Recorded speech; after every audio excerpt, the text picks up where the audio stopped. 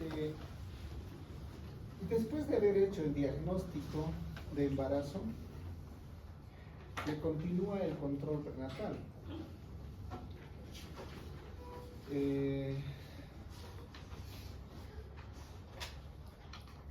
El control prenatal iniciamos haciendo un comentario de que aproximadamente solamente el 30% de las mujeres embarazadas comienza sus cuidados prenatales durante el segundo trimestre, aproximadamente el 30%. Harto, ¿no? Teóricamente todas las mujeres embarazadas deberían iniciar su control prenatal al inicio del embarazo, en el primer trimestre. Esto podría considerarse un factor de riesgo, porque imagínense, una mamá se embaraza, pero había tenido patologías de base, enfermedades cardíacas, por ejemplo, enfermedades autoinmunes, ¿no?, que podrían complicar el embarazo. Entonces, como generalidades, iniciamos con que el control prenatal se refiere a una serie de acciones y procedimientos sistemáticos o periódicos dirigidos a prevenir, diagnosticar y tratar. De esta forma, evitar o reducir la morbilidad y la mortalidad materna y perinatal. Entonces, este va a ser el objetivo del control prenatal. Esto tienen que aprender de memoria. Acciones y procedimientos sistemáticos o periódicos dirigidos a prevenir, diagnosticar y tratar, con la finalidad de prevenir la morbilidad. Morbilidad quiere decir, por si acaso, enfermedad o muerte materna y perinatal, inmediatamente después del nacimiento.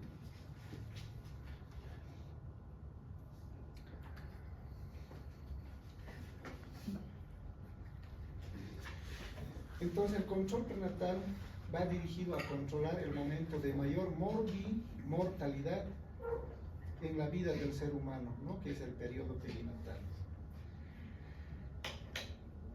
Y además se considera la principal causa de muerte de la mujer joven, ¿no?, que es la mortalidad materna. Para nosotros poder ejercer un control prenatal adecuado, necesitamos contar con un equipo o con el equipamiento básico. No podemos hacer control prenatal en cualquier lugar. Entonces debemos tener un lugar físico. Esto, un hospital, ¿no?, puede ser de primero, segundo o tercer nivel, dependiendo de la complejidad de patología que tenga la paciente. Pero un control prenatal normal puede ser un hospital de primer nivel, que tenga una buena iluminación y climatización adecuada, camilla o mesa ginecológica. En auditoría médica, a esto se llama calidad de atención. La calidad es bastante subjetivo. Para algunos puede ser bueno, para algunos regular, para algunos malo, ¿no? Es de acuerdo a la percepción de cada paciente. Sin embargo, la auditoría médica pone parámetros de evaluación. Digamos, respecto a la iluminación, debe tener 10 focos, pero este tiene solo 5, entonces ya baja el puntaje, así más o menos, referido a la calidad de atención. Entonces, cuando ustedes tengan su clínica, su consultorio o su hospital, cuando sean directores, si quieren que la atención sea con calidad y calidez, deben exigir que tengan condiciones, ¿no?, para hacer una buena atención. Un buen ambiente, ventilación, iluminación instrumental, etc. ¿Cuáles van a ser nuestros objetivos principales? debemos identificar factores de riesgo. Por ejemplo, llega una mujer embarazada, 17 semanas de gestación. A ver, Arthur, Eduardo, una mujer de 35 años de edad, ¿no? Pesa 85 kilos. ¿Qué factores de riesgo pensarías encontrar en esa paciente? ¿Qué buscarías? Puede ser, si está obesa, sobrepeso, puede haber hipertensión, hay que buscar. La hipertensión es un factor de riesgo para el embarazo. ¿A qué puede predisponer la hipertensión? Es los trastornos hipertensivos del embarazo, es más frecuente. ¿Qué otros factores de riesgo? Sí, con la obesidad puede haber un síndrome metabólico. Ahí va la dislipidemia, la hipertensión, la diabetes, por ejemplo, ¿no? Y así hay que ir identificando en la paciente factores de riesgo que pueden comprometer el embarazo.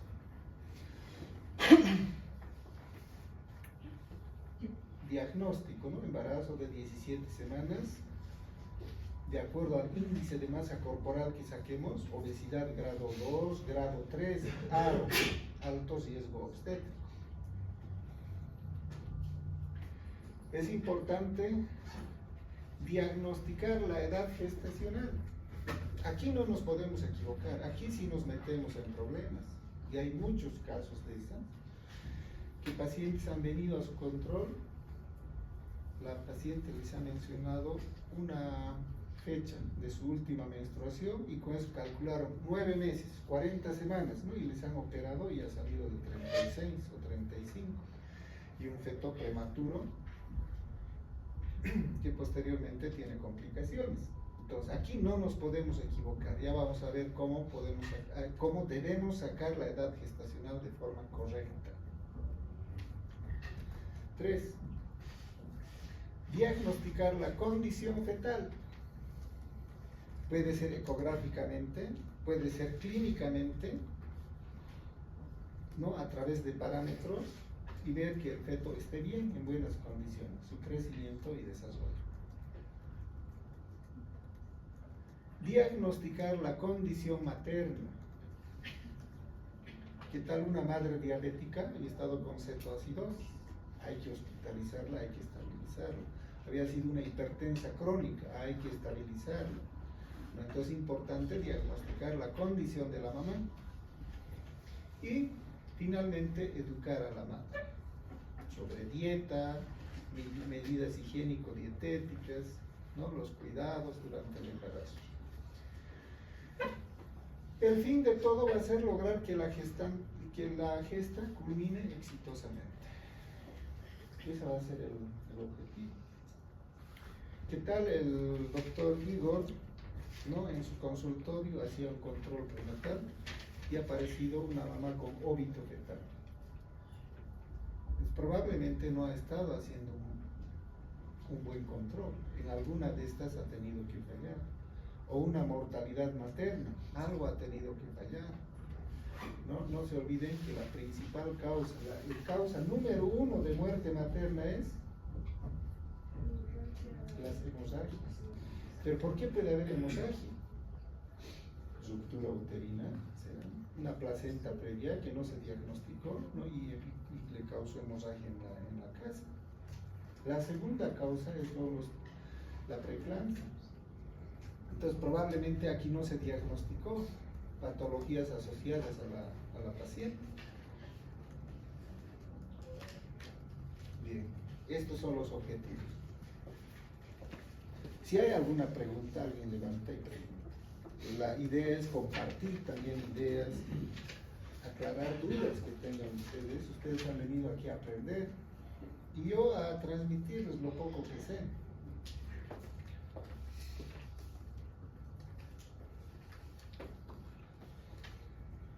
Identificar factores de riesgo. Esto es lo que le preguntaba a su compañero. ¿Qué factores de riesgo puede haber?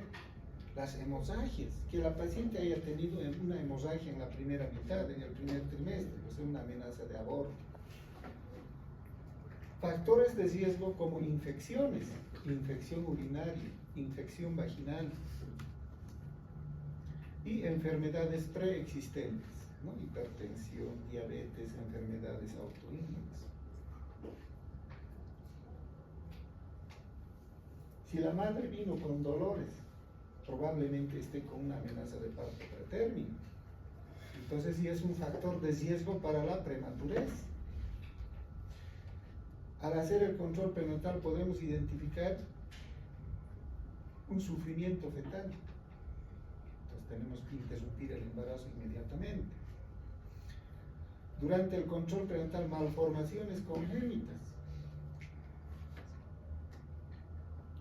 ¿Cómo podemos detectar malformaciones congénitas en el control prenatal? Examen de imagen. Cuando hay polidromias. Eso, clínicamente, pues, ¿no? Puede haber un oligohidramnios, que es un indicador de algo está pasando con el feto. O un polidramnios, puede ser un indicador. O no se olviden que entre las 11 y las 13 semanas se solicita una ecografía de la translucencia nucal. ¿No ven? Que es un indicador de cromosomopatías. La trisomía 21 principalmente. O en las 20, 22 semanas una ecografía morfológica. Entonces el objetivo es identificar malformaciones, ¿no? Y también infecciones corioamnióticas o en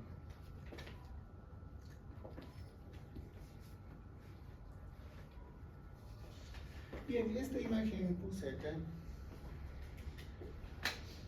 con el objeto de que vean, conozcan cómo es el clavo, ¿no? La historia clínica perinatal. Esto es a nivel mundial, ¿no? En Perú, en Brasil, en Bolivia, en Chile existe esta hoja. Puede variar en algunos aspectos, algunos colores, todo, pero básicamente el formato es lo mismo. Ya hay que ir llenando, ¿no? Todo esto es la parte estadística, aquí los antecedentes personales, familiares, aquí gineco-obstétricos, aquí los exámenes de laboratorio, etcétera, y aquí se registran los controles prenatales. Vamos a detallar en un momento.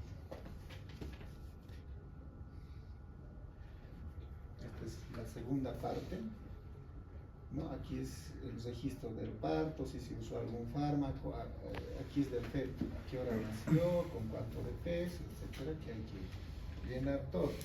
Y con seguridad, cuando esté en su internado, ustedes van a llenar esto. Y aquí también se registra lo que estamos hablando, ¿no? Los factores de riesgo, patologías maternas, etcétera, familiares. Bien, esta es la otra parte fundamental, que es el cálculo de la edad gestacional. Este es pregunta de examen. ¿Cómo calculamos la edad gestacional? Cuidado, digan por su FUN solamente, no. Regla, clínica y ecografía. Estos tres tenemos que conjuncionar para hacer el diagnóstico. No solo por este o por este, no. Si asociamos los tres, la probabilidad de cometer errores en el cálculo de la edad del embarazo es menor. Pero ahora tenemos que saber utilizar esto. ¿Cómo hacemos, no?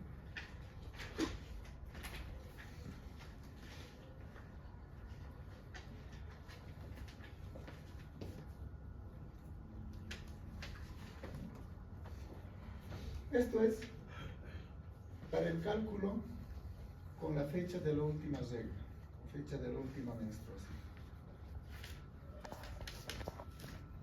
Esta es la regla de Wahl. Se suman 10 días a la última fecha de la última regla y se restan 3 meses. Hay un ejemplo. Si su regla fue el 14 de abril, la fecha probable de parto sería el 24 de enero, ¿no? Estamos sumando 10 y restando 3.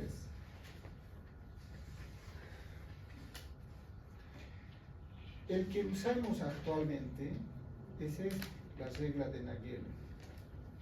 ¿Cuál es la diferencia? Se suman 7 días y se restan 3 meses. En el de WAD es 10, ¿no? En este es solo 7 y se restan 3. Esta regla de Pinar no se usa actualmente, pero sepan que existe y vean la diferencia. A la fecha de la última menstruación se suman 10 días y se restan 3 meses, parecido, pero aquí se suman 10 días a la fecha del último mes, el último día de la regla. En esta es el primer día de la regla, ¿no? Esa es la diferencia. ¿Esto está claro? Al azar haremos uno,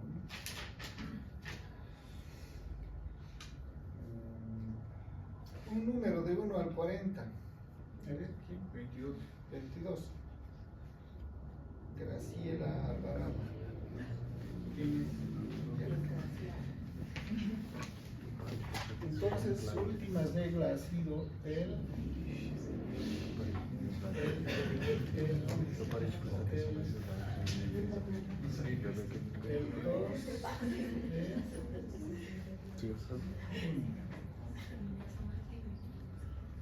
Ya, a ver aquí la fecha probable del parto.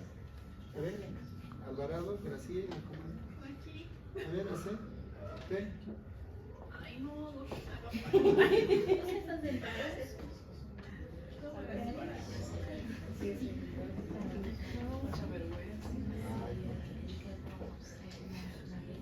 Cuando sean internos van a salir a exponer ahí temas, artículos, casos clínicos, todo. ¿Qué vergüenza van a tener?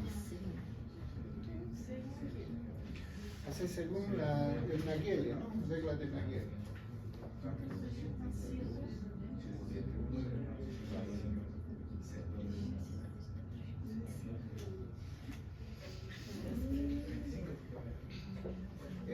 Eso. Ya Sí, está. sí. No serán los nervios, doctor. Otro número. De 1 al 40. Ah, no, ¿qué número eres?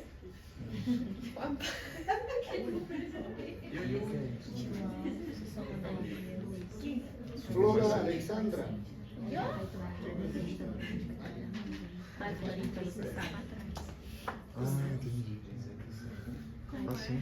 El FUN Obrigado. 27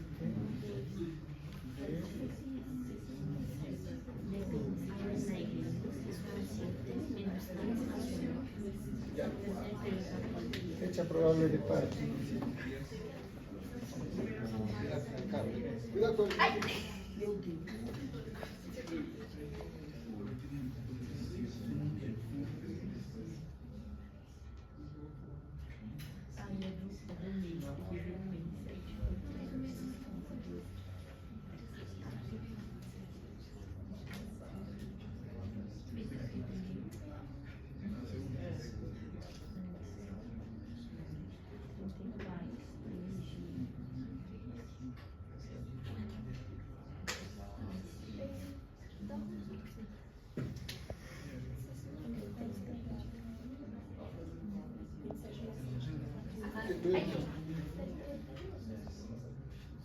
junio tiene 30 días.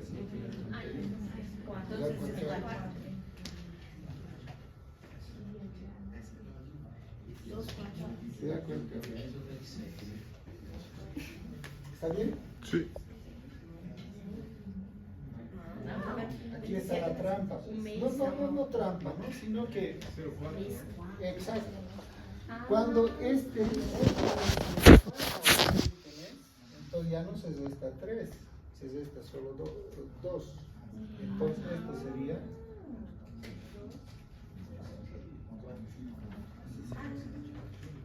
Seria 4, então. de abril. Solo se resta 2. Cuando los días se han pasado al otro mes, solo se resta 2. Ya no 3. Já. Esto está claro, yo creo.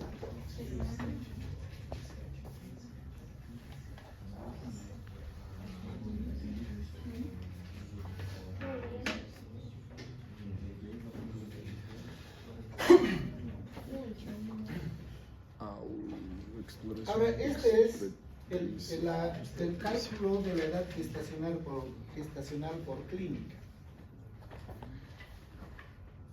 ¿no? A través de la exploración obstétrica. Esta principalmente, la altura uterina obstétrica. Pero también al hacer la exploración hacemos las maniobras de Leopold, ¿no? Para determinar situación, posición, presentación y actitud.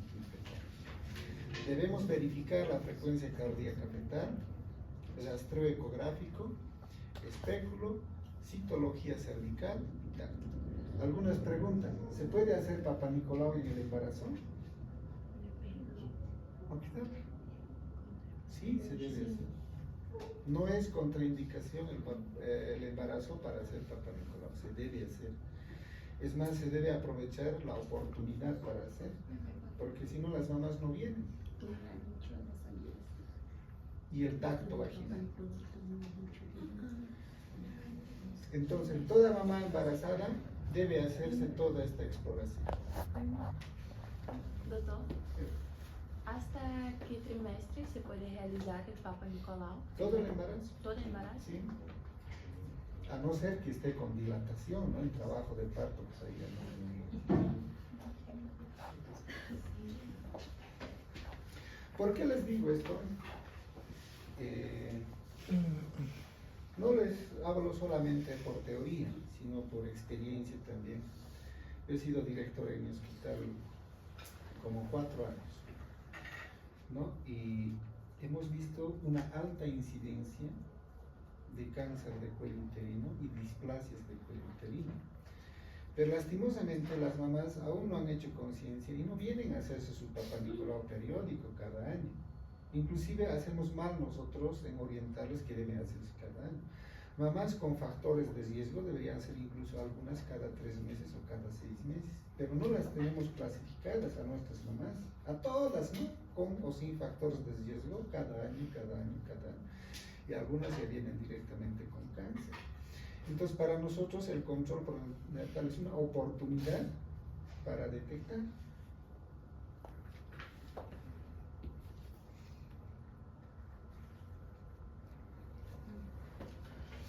Estas son las maniobras de Leopold.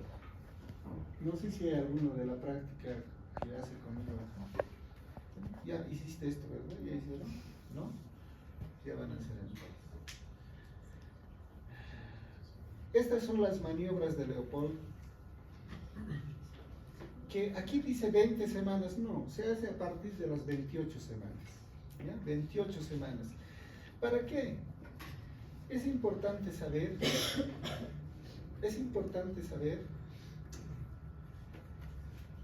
en qué situación, en qué posición, en qué presentación está el feto.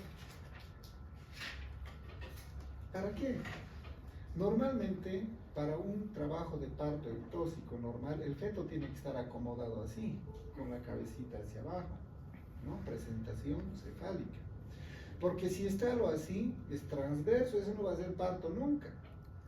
O si está pélvico, sentado el bebé, puede ser parto, pero con riesgo. Para eso nos sirven estas maniobras de Leopold. Hay una primera maniobra. Esta es la primera maniobra, fíjense, se palpa el fondo uterino. La segunda maniobra, los flancos, ¿no? Las partes laterales, para identificar principalmente el dorso. La tercera maniobra, en el hipogástrico, con una mano para detectar la presentación. Es muy diferente de la alguita de la cabeza, pues, ¿no? La cabeza es más pequeña, es más dura, pelotea más. Y la cuarta maniobra se hace al final del embarazo, cuando está en pródromos de parto, para ver el grado de encajamiento de la presentación.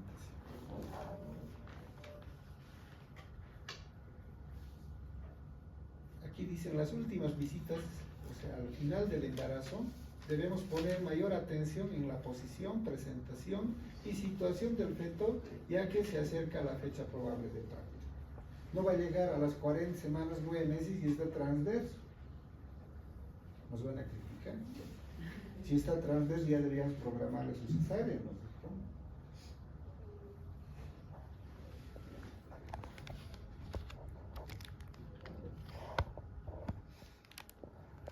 ¿Alguien ha leído